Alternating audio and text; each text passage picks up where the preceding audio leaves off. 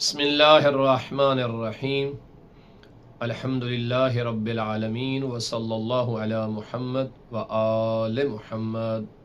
سلسلہ گفتگو فضائل علی ابن ابی طالب علیہ السلام میں 500 احادیث کے تسلسل پہ جاری ہے، اور ہم ان احادیث کے اندر پوری امت مسلمہ کو جناب امیر المومنین حضرت علی علیہ السلام کا وہ مقام و مرتبہ بیان کرنا چاہ رہے ہیں جو اللہ کے رسول نے حکم خدا اپنے اصحاب کو، اپنی امت کو، مسلمانوں کو بیان کیا کہ مقام علی کیا ہے، علی ابن ابی طالب علیہ السلام کون ہیں۔ ان احادیث کو بیان کر کے ہم بھی یہی کوشش کر رہے ہیں تاکہ لوگوں کو احادیث پیغمبر اور احادیث ائمہ معصومین علیہ السلام سنا کر بتلا سکیں کہ جناب علی علیہ السلام کا مقام و مرتبہ کیا ہے۔ تو اس 500 احادیث کے تسلسل میں آج ہم اپنے سننے والے تمام سامعین کو حدیث نمبر 26 اور 27 سنائیں گے۔ قال رسول اللہ صلی اللہ علیہ وآلہ وسلم علی خیر امتی۔ آپ صلی اللہ علیہ وآلہ وسلم ارشاد فرماتے ہیں کہ میری امت میں علی بہترین فرد ہیں۔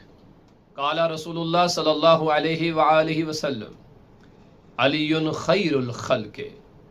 آپ صلی اللہ علیہ وآلہ وسلم فرماتے ہیں کہ علی علیہ السلام اللہ کی بہترین مخلوق ہیں۔ اور ایک اور حدیث میں آقا دو جہاں صلی اللہ تعالی علیہ وآلہ وسلم ارشاد فرماتے ہیں علی انت خیر امتی فی الدنیا والآخرہ، کہ اے علی تو دنیا اور آخرت میں میری امت کے بہترین فرد ہو۔ اب ان دونوں احادیث کو سن کر آپ خود فیصلہ کر سکتے ہیں کہ پہلی حدیث میں بیان فرمایا ہے کہ حضرت علی علیہ السلام اللہ کی بہترین مخلوق ہیں، اور دوسری حدیث میں آقا دو جہاں صلی اللہ تعالی علیہ وآلہ وسلم ارشاد فرما رہے ہیں کہ اے علی آپ میری امت میں دنیا اور آخرت میں بہترین فرد ہیں، میری امت میں سے دنیا اور آخرت میں آپ سے بہتر کوئی اور فرد نہیں ہے۔